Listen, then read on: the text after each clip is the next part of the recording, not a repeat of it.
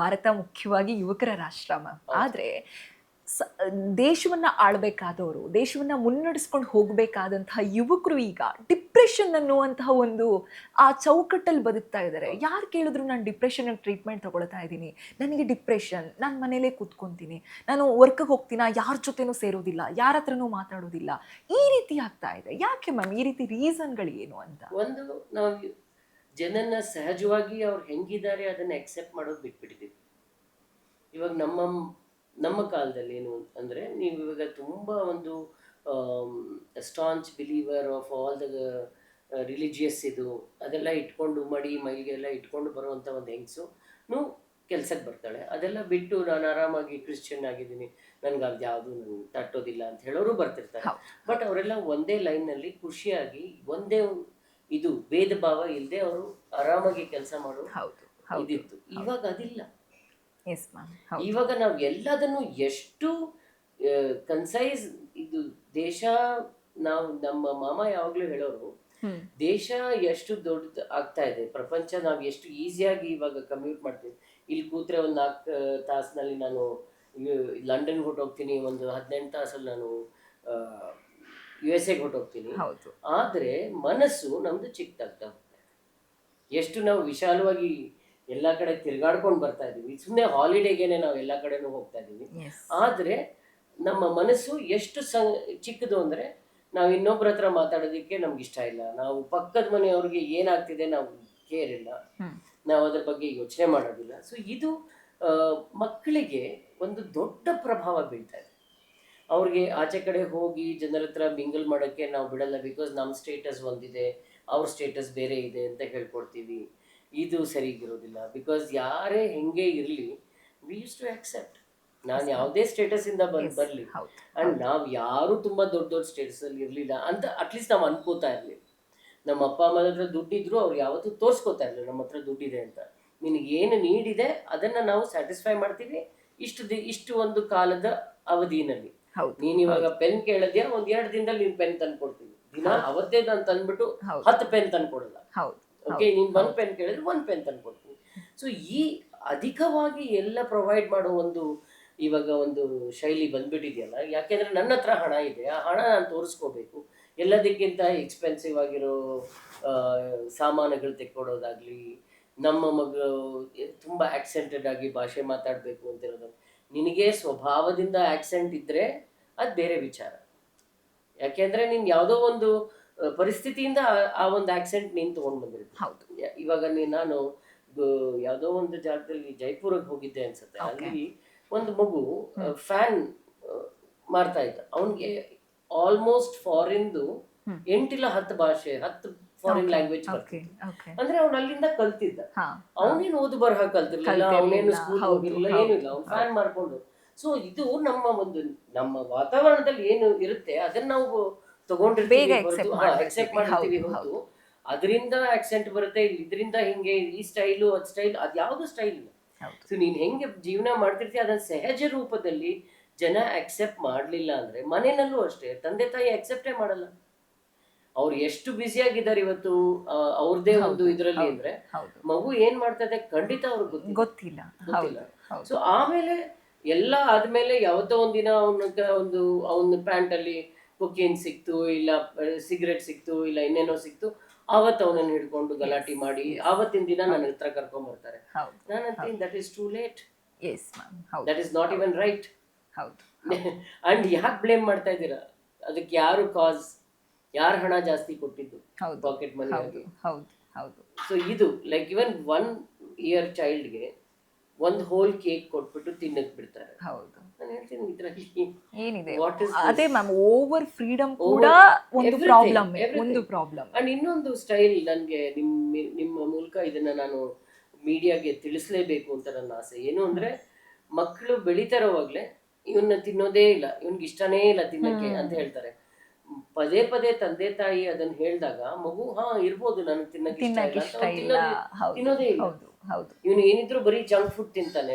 ಖಂಡಿತ ನೀನೇ ಹೇಳ್ತಾ ಇದೀಯ, ನೀನೇ ಅಸರ್ಟ್ ಮಾಡ್ತಿದ್ಯಾ ಅವ್ನ್ ಜಂಕ್ ಫುಡ್ ತಿನ್ನೋನು ಅಂತ. ಸೊ ಅವ್ನು ಅದಕ್ಕೆ ತಿಂತಾನೆ. ನೀನ್ ಯಾವತ್ತಿಂದ ಕಂಟಿನ್ಯೂಸ್ ಆಗಿ ಹೇಳ್ತೇನೆ ನನ್ನ ಮಗು ಒಳ್ಳೆ ಸಾತ್ವಿಕ ಆಹಾರನೇ ತಗೊಳ್ತಾನೆ ಅಂದ್ರೆ ಅವ್ನು ಖಂಡಿತ ಅದನ್ನೇ ತಗೋತಾನೆ. ನೀನೇನು ಹೇಳ್ತಾ ಪದೇ ಪದೇ ಇರ್ತೀಯ ಮಗುಗೆ, ಅದು ಅದೇ ಅದ್ ಮೈಂಡು ಮಾಡೋದು, ಎಕ್ಸೆಪ್ಟ್ ಅದೇ ಮಾಡ್ತಾ ಮಾಡೋದು. ಇರುತ್ತೆ. Yes ma'am. ನನ್ ಹೌದು ಮಗು ಸುಳ್ಳು ಹೇಳತ್ತೆ ಅವ್ನು ಖಂಡಿತ ನಾಳೆಯಿಂದ ಸುಳ್ಳು ಹೇಳ್ತಾನೆ. ಅವ್ನು ಖಂಡಿತ. ಹೌದು ಹೇಳ್ದೇನೆ ಇದ್ರೂನು ಪ್ರಾಕ್ಟೀಸ್ ಮಾಡ್ಕೊಂಡು ಸುಳ್ಳು ಹೇಳ್ತಾನೆ. ಯಾಕೆಂದ್ರೆ ಅವ್ರ ಅಪ್ಪ ಅಮ್ಮಂಗೆ ಅದೇ ಬೇಕು ಅಂತ ಅನ್ಕೋತಾನ ಹೌದು ಅವನು. ಹೌದು ಹೌದು ಬಿಕಾಸ್ ಆ ಹೌದು ಹೌದು ವಿವೇಚನೆ ಆ ಟೈಮ್ನಲ್ಲಿ ಆ ಚಿಕ್ಕ ಕಂದಂಗೆ ಇರಲ್ಲ. ಹೌದು ಹೌದು ನೀನ್ ಅದನ್ನ ತಲೆಯಲ್ಲಿ ಏನ್ ತುಂಬ್ತೀಯ ಅದೇ ಆಗ್ತಾನೆ. ಹೌದು ಹೌದು ಮ್ಯಾಮ್. ಇನ್ನೊಂದು ಕಡೆ ಯುವಕರು ಅಂತ ತಗೊಂಡ್ರೆ ಒಂದಿಷ್ಟು ಏನು ರಿಲೇಶನ್ಶಿಪ್ಗಳಲ್ಲಿ ಇರ್ತಾರೆ. ಹ್ಮ್ ಆ ರಿಲೇಶನ್ಶಿಪ್ನ ಅವರಿಗೆ ಮದುವೆವರೆಗೂ ತಗೊಂಡು ಹೋಗೋ ಆಸಕ್ತಿ ಇರೋದಿಲ್ವೋ, ಅಥವಾ ಮಧ್ಯದಲ್ಲೇ ಆ, ಏನು ಮನಸ್ಸುಗಳು ಒಡೆದು ಹೋಗುತ್ತೋ ಗೊತ್ತಿಲ್ಲ. ಲಿವಿಂಗ್ ಟುಗೆದರ್ ರಿಲೇಶನ್ಶಿಪ್ಪಲ್ಲಿ ಇರ್ತಾರೆ, ತದನಂತರ ಅದು ಕೊಲೆಯಾಗಿ ಸಮ್ಟೈಮ್ಸ್ ಮಾರ್ಪಡತ್ತೆ, ಇಲ್ಲ ಆತ್ಮಹತ್ಯೆಯಾಗಿ ಮಾರ್ಪಡತ್ತೆ. ಈ ರೀತಿಯಾಗಿ ಒಡೆದು ಹೋಗುವಂತಹ ಸಂಬಂಧಗಳೇ ಅತಿ ಹೆಚ್ಚಾಗ್ತಾ ಇದೆ ಸಮಾಜದಲ್ಲಿ. ಏನ್ ಹೇಳ್ತೀರಾ ಮ್ಯಾಮ್? ಯಾಕೆ ಅಂದ್ರೆ ಇವತ್ತಿನ ಕಾಲದಲ್ಲಿ 6ನೇ ಕ್ಲಾಸ್ 8ನೇ ಕ್ಲಾಸ್ ಮಕ್ಕಳು ಬಾಯ್ ಫ್ರೆಂಡ್ ಗರ್ಲ್ ಫ್ರೆಂಡ್. ಹೌದು ಹೌದು ನಾನು ಹೇಳ್ತೀನಿ, ನಿಮ್ಗೆ ಏನು ಗೊತ್ತಿದೆ ಅದ್ರ ಬಗ್ಗೆ? What do you know? Even if you know, how much of it is going to be true? ಹೌದು ಇವಾಗ ನಾನು 6ನೇ ಕ್ಲಾಸು 8ನೇ ಕ್ಲಾಸಲ್ಲೂ ನಾನು ಯಾವುದೋ ಒಂದು ಹುಡುಗನೋ ಹುಡುಗಿನೋ ಇಷ್ಟಪಟ್ಟಿದ್ದೀನಿ ಅಂದರೆ ಅದನ್ನು ನಾನು ನನ್ನ 30 ವರ್ಷದವರೆಗೂ ತಗೊಂಡು ಹೋಗೋಕೆ ಸಾಧ್ಯನಾ? ಹ್ಮ್ ಹ್ಮ್ ವಿಲ್ ಇಟ್ ಬಿ ಪಾಸಿಬಲ್? ಆವಾಗ ಖಂಡಿತ ಕನ್ಸ್ಟ್ರೈನ್ಸ್ ಬರುತ್ತೆ. ಅವ್ನ ಕಪಾಳಕ್ಕೆ ಹೊಡೆದ್ರು ಹೊಡಿಸ್ಕೊತೀನಿ, ಏನೋ ಬಿಕಾಸ್ ಇದೆಲ್ಲ ನನ್ಗೆ ಏನ್ ಅನ್ಸುತ್ತೆ, ರಿಲೇಶನ್ಶಿಪ್ಸ್ ಅಲ್ಲಿ ಇದೆ ಅಂತ. ಹೌದು ಯಾಕಂದ್ರೆ ನಮ್ಮ ಅಪ್ಪನೂ ನೋಡಿರ್ತೀನಿ, ಅವ್ರು ಹೊಡೆದಿರೋದು, ಎಸ್ ಮ್ಯಾಮ್. ನಮ್ಮ ಸಹಿಸ್ಕೊಂಡಿರೋದು. ಹೌದು ಸೊ ಇದೆಲ್ಲ ಸಹಜ ಅಂತ ಮಕ್ಳು ಅನ್ಕೊಂಡ್ಬಿಡ್ತಾರೆ. ಈ ಚೈಲ್ಡ್ಹುಡ್ ಟ್ರಾಮಾ ಇದೆಯಲ್ಲ, ಅದರಷ್ಟು ದೊಡ್ಡ ಪ್ರಾಬ್ಲಮ್ ನಮ್ಮ ದೇಶದಲ್ಲಿ ಇನ್ಯಾವುದೂ ಇಲ್ಲ. ಯಾವುದು ಇಲ್ಲ. ಹೌದು ಅಂಡ್ ವೈಲೆನ್ಸ್ ತುಂಬಾ ಜಾಸ್ತಿ ಅಧಿಕ ಆಗಿದೆ ಫ್ಯಾಮಿಲಿ ರಿಲೇಶನ್ಶಿಪ್ಸ್ ಅಲ್ಲಿ ಯಾವಾಗಿಂದ ಕೋವಿಡ್ ಬಂದು, ಕೋವಿಡ್ ಎಂದ ಆಚೆ ನಾವು ಹೌದು ಬಂದಿದ್ದೀವಿ. ಹೌದು ಕೋವಿಡ್ ಟೈಮ್ನಲ್ಲಿ ತುಂಬಾ ವೈಲೆನ್ಸು ಫ್ಯಾಮಿಲೀಸ್ ಅಲ್ಲಿ ಆಗಿದೆ. ಸೊ ಅದ ಯಾಕೆಂದ್ರೆ ಒಬ್ರನ್ನೊಬ್ರು ನಾವು ತಡ್ಕೊಳ್ಳೋ ಶಕ್ತಿ ನಮ್ಗೆ ಇಲ್ವೇ ಇಲ್ಲ. ಎಸ್ ಸಹನೆ ಅನ್ನೋದು ಝೀರೋ. ಝೀರೋ. ಸೊ ಗಂಡ ಏನೋ ಹೇಳ್ದ ಹೆಂಡತಿ ಅಂಡ್ ಈಗೋ ಜಾಸ್ತಿ ಆಗಿದೆ. ಈಗೋ ಜಾಸ್ತಿ ಆಗಿದೆ. ಈಗೋ ತುಂಬಾ ಈಗ ಈಗೋ ಜಾಸ್ತಿ ಜಾಸ್ತಿ ಯಾಕಾಗತ್ತೆ ಅಂದ್ರೆ, ನಾನು ಹಣ ಬೇಕಾದಕ್ಕಿಂತ ಜಾಸ್ತಿ ಸಂಪಾದಿಸ್ತಾ ಇರೋದು. ನನ್ಗೆ ಎಷ್ಟು ಬೇಕು ಅಷ್ಟು ಹಣ ಸಂಪಾದಿಸಿದ್ರೆ ಮಾತ್ರನೇ ಅದನ್ನ ನಾನು ಸರಿಯಾಗಿ ಒಂದು ಪುಣ್ಯದ ಒಂದು ಕೆಲಸಗಳಲ್ಲಿ ನಾನು ಅದನ್ನು ಇನ್ವೆಸ್ಟ್ ಮಾಡ್ತೀನಿ. ನನಗೆ ಯಾವಾಗ ಅದು ಕೆಟ್ಟ ಒಂದು ರೂಪದಿಂದ ಬರುತ್ತೆ, ಇಲ್ಲ ನನಗೆ ಜಾಸ್ತಿ ಅಧಿಕವಾಗಿ ಬರುತ್ತೆ, ನಾನು ಯಾವತ್ತೂ ಯೋಚನೆ ಮಾಡಬೇಕು, ನನಗೆ ಈ ಒಂದು ಕೆಲಸ ಮಾಡ್ತಾ ಇದ್ದೀನಲ್ಲ, ಇದಕ್ಕೆ ಸಮರ್ಥವಾದ ಸಂಬಳ ಬರ್ತಾ ಇದೆಯಾ? ಅದು ಬಂದರೆ ನಾನು ಎಷ್ಟು ದಾನ ಮಾಡಬೇಕು, ನಾನು ಎಷ್ಟು ಅದನ್ನು ಇಟ್ಕೊಂಡಿಡ್ಬೇಕು, ನಾನು ಎಷ್ಟು ಜನಕ್ಕೆ ಎಷ್ಟು ಕೊಡ್ಬೇಕು. ನಾನು ಯಾಕಂದ್ರೆ ನಾನು ಏನೋ ಒಂದು ಇದರಿಂದ ತಾನೇ ನಾನು ಬಂದಿರ್ತೀನಿ ಭೂಮಿಗೆ ಒಂದು ಮನುಷ್ಯನಾಗಿ. ಬಿಕಾಸ್ ಪ್ರಾಣಿ ಆಗೋ ನಾನು ಬಂದಿರ್ಬೋದಾಗಿತ್ತು, ಮರ ಆಗಿ ಬರ್ಬೋದಿತ್ತು, ಯಾವುದೇ ಒಂದು ರೂಪದಲ್ಲಿ ನಾನು ಬರ್ಬೇಕಾಗಿತ್ತು. ಮನುಷ್ಯ ಜನ್ಮ ಎಲ್ಲದಕ್ಕಿಂತ ದೊಡ್ಡದು, ಇದನ್ನ ಹಾಳ ಮಾಡಬೇಡಿ ಹುಚ್ಚಪ್ಪಗಳಿರ ಅಂತ ಪುರಂದರದಾಸ್ ಅವತ್ತೇ ಹೇಳಿದ್ರು.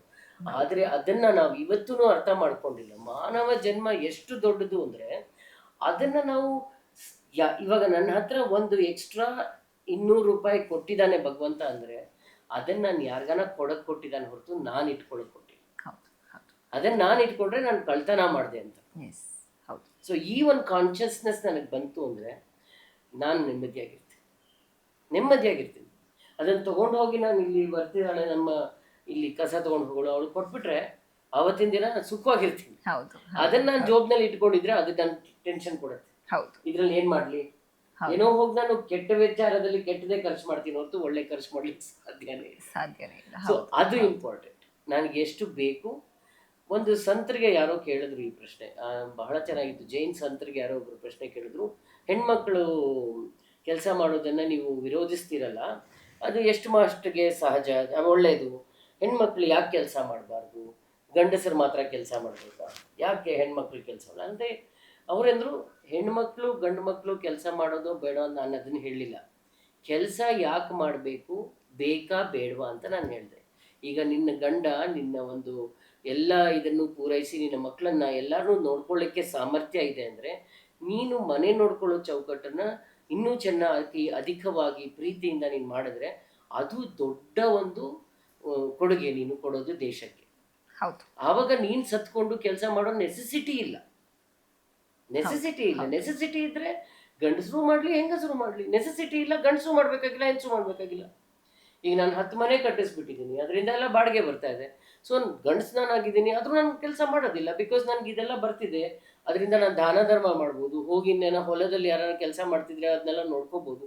ಸೊ ನಾನು ಯಾವ ಥರ ನನ್ನ ಒಂದು ಜೀವನ ರೂಪಿಸ್ಕೋತೀನಿ ಅದು ಎಲ್ಲದಕ್ಕಿಂತ ಮುಖ್ಯ ಕಂದ. Depression is nothing but having more time and less work. Yes, ಹೌದು. ತಲೆಯಲ್ಲಿ ನನಗೆ ಕೆಲಸ ಪೂರ್ಣವಾಗಿ 24 ಗಂಟೆಗೂ ಜಾಸ್ತಿ ನನಗೆ ಕೆಲಸ ಇದೆ ಅಂದರೆ ಇವಾಗ ನಿನಗೆ ಡಿಪ್ರೆಷನ್ ಬರೋಕ್ಕೆ ಸಾಧ್ಯನಾ? ಸಾಧ್ಯನೇ ಇಲ್ಲ. ಇವರೆಲ್ಲರಿಗೂ ಡಿಪ್ರೆಷನ್ ಬರೋಕ್ಕೆ ಸಾಧ್ಯನಾ? ಸಾಧ್ಯ ಇಲ್ಲ. ಬಿಕಾಸ್ ಬೆಳಗ್ಗಿಂದ ರಾತ್ರಿವರೆಗೂ ನೀವು ದುಡಿತೀರಾ. ನಿನಗೆ ಒಂದು 10 ನಿಮಿಷ ಇನ್ನೂ ಎಕ್ಸ್ಟ್ರಾ ಸಿಕ್ಕಿದ್ರೆ ದೇವ್ರೆ ನಾನು ಒಂಚೂರು ರಿಲ್ಯಾಕ್ಸ್ ಮಾಡ್ತೀನಿ ಅನ್ನೋ ಸ್ಥಿತಿಲಿ ಇರ್ತೀವಿ. ಸೊ ನಮಗೆ ಖಂಡಿತ ಡಿಪ್ರೆಷನ್ ಬರ್ಲಿಕ್ಕೆ ಸಾಧ್ಯ ಇಲ್ಲ. ಬಟ್ ಯಾರು ಸುಮ್ಮನೆ ಕೂತಿರ್ತಾರೆ ಏನು ಮಾಡೋದಿಲ್ಲ, ಅವಾಗ ಡಿಪ್ರೆಷನ್ನೇ. ಹೌದು, ಹೌದು. ಮಕ್ಳು ಇವಾಗ ಅದೇ ಮಾಡ್ತಾ ಇರೋದು. ಮಕ್ಳಿಗೆ ಇವಾಗ ಎಲ್ಲ ನಿಮಗೆ ತೆಕ್ಕೊಟ್ಬಿಟ್ಟಿದ್ದೀರಾ. ಏನು ಬೇಕು ಅದನ್ನು ಮುಂಚೆನೇ ತೊಗೊಂಡು ಬಂದು ಕೊಟ್ಟಿರ್ತೀರಾ. ಆ್ಯಂಡ್ ಈ ಗರ್ಲ್ ಫ್ರೆಂಡ್ ಬಾಯ್ ಫ್ರೆಂಡ್ ಬೇರೆ ಮಾಡ್ಕೊಂಡಿರ್ತಾರೆ. ಸೊ ನೀನು ಏನೇ ಒಂದು ಹೇಳಿದ್ರು ನನಗೆ ಬೇಜಾರು ಅನ್ಸುತ್ತೆ. ನೀನು ಒಂದೇ ಒಂದು ಲೈನ್ ನೀನು ತಪ್ಪಾಗಿ ನುಡಿದ್ಬಿಟ್ರೆ ದಟ್ಸ್ ಇಟ್. ನನ್ನ ಒಂದು ಪೇಷಂಟ್ ಡೊಮೆಕ್ಸ್ ಕುಡಿದ್ಬಿಟ್ಟಿದ್ಲು, ಥಿಕ್ ಡೊಮೆಕ್ಸ್. ಯಾಕೆ? ಬಾಯ್ ಫ್ರೆಂಡ್ ಫೋನ್ನಲ್ಲಿ ಯಾವುದೋ ಒಂದು ಹುಡುಗಿ ಚಾಟ್ ಮಾಡಿದ್ದು ನೋಡಿದ್ಲಂತೆ. ಅದು ಏನು ಹಾಯ್ ಹೌ ಆರ್ ಯು ಆ ಥರನೋ ಅಷ್ಟೇ.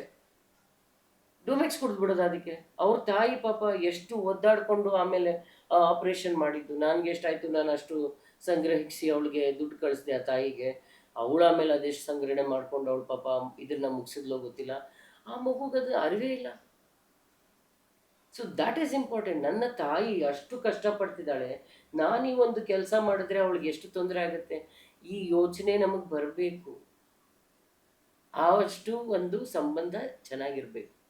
ಈಗ ನನ್ನ ತಾಯಿ ಯಾವಾಗಲೂ ಹೇಳೋರು, ನನ್ನ ಮಗಳು 1000 ಗಂಡಸರ ಜೊತೆ ಇದ್ರು ಅವಳು ಅಷ್ಟು ಪ್ಯೂರ್ ಇನ್ಯಾರೂ ಇಲ್ಲ ಅಂತ. ನಾನು ಅದಕ್ಕೆ ಇವತ್ತವರೆಗೂ ನಿಂತಿದ್ದೀನಿ. ಯಾಕೆ ಅಂದರೆ ಅಷ್ಟು ಭರವಸೆ ನಮ್ಮ ಅಮ್ಮಂಗೆ ಇದ್ದಿದ್ದರಿಂದ ನಮ್ಗೆ ಅನ್ಸೋದು ಅದಕ್ಕಾಗಿ ನಾವು ನಿಲ್ಬೇಕು. We have to stand because our parents have that. ಅಷ್ಟು ಒಂದು ಹಿರಿಮೆ ಇದೆ ಅವ್ರಿಗೆ, ಅಷ್ಟು ಜಂಬ ಇದೆ ನಮ್ಮ ಅಮ್ಮಂಗೆ, ನಾನು ಆ ಥರದ ವ್ಯಕ್ತಿ ಅಂತ. ಸೊ ಆ ಜಂಬ ನಾನು ಹೆಂಗೆ ಕಳೀಲಿ? ಸೊ ಒಂದು ಆ ಪ್ರೀತಿ ಇರಬೇಕು ಆ ತಾಯಿ ಮೇಲೆ. ಅದೇ ಇಲ್ಲದೆ ಇದ್ದಾಗ ನಾವೇನೇನೋ ತಪ್ಪುಗಳು ಮಾಡೇ ಮಾಡ್ತೀವಿ. ಬಿಕಾಸ್ ಆ ಸಂಬಂಧನೇ ಇವತ್ತು ಚೆನ್ನಾಗಾಗಿಲ್ಲ. ತಾಯಿನ ಮಕ್ಕಳು ಅರ್ಥ ಮಾಡ್ಕೊಳ್ಳಲ್ಲ, ಮಕ್ಕಳನ್ನ ತಾಯಿ ಅರ್ಥ ಮಾಡ್ಕೊಳ್ಳಲ್ಲ. ಅಪ್ಪ ಅಂತೂ ಎಕ್ಸಿಸ್ಟೆನ್ಸೇ ಇಲ್ಲ. ಅಪ್ಪನಂತೂ ಒಂದು ATM ಮೆಷಿನ್ ಮಾಡ್ಕೊಂಡಿದ್ದಾರೆ. ಅಪ್ಪಂದು ಒಂದು ವ್ಯಾಲ್ಯೂನೇ ಇಲ್ಲ. ಇದ್ರೆ ಹುಚ್ಚಪಟ್ಟೆ ವ್ಯಾಲ್ಯೂ. ನನಗೆ ಅಮ್ಮ ಕಂಡ್ರೇನೆ ಇಷ್ಟ ಇಲ್ಲ, ನಮ್ಮ ಅಪ್ಪ ಕಂಡ್ರೆ ಇಷ್ಟ. What is this? Just because ಎಲ್ಲೆಲ್ಲೋ ನೋಷನ್ಸ್ ಇದೆ, ಅದನ್ನ ಫಾಲೋ ಮಾಡಿ ಅದನ್ನೇ ನಾವು ಕರೆಕ್ಟ್ ಮಾಡಬೇಕು ಅಂತ ಖಂಡಿತ ಎಲ್ಲೂ ಬರೋದಿಲ್ಲ ಕಂದ. ನಾವು ಯಾವ ಥರ ಪರಿಸ್ಥಿತಿ ಇದೆ, ಹೆಂಗಿದೆ, ಅದನ್ನ ನಾವು ಸಹಜವಾಗಿ ಇವತ್ತಿನ ದಿನದಲ್ಲಿ ನಾವು ಸಹಜವಾಗಿ ಹೆಂಗೆ ನಡೆಯೋಕ್ಕಾಗತ್ತೆ ಹಂಗೆ ನಡೆಯೋದು. ಅದರಲ್ಲಿ ತಪ್ಪುಗಳು ಎಲ್ಲರೂ ಮಾಡ್ತೀವಿ. ದೊಡ್ಡವಳು ನಾನು ಮಾಡ್ತೀನಿ, ನೀವು ಚಿಕ್ಕವ್ರು ನೀವು ಮಾಡ್ತೀರಾ. ಬಟ್ ನಾಳೆ ಆ ತಪ್ಪನ್ನು ರಿಪೀಟ್ ಮಾಡದೇ ಇರೋದನ್ನು ನೋಡ್ಕೋಬೇಕು ಅಷ್ಟೇ. ಬಿಟ್ಟರೆ ತಪ್ಪುಗಳನ್ನೇ ಮಾಡೋದಿಲ್ಲ ಅನ್ನೋದು ದೊಡ್ಡ ಒಂದು ಸುಳ್ಳು.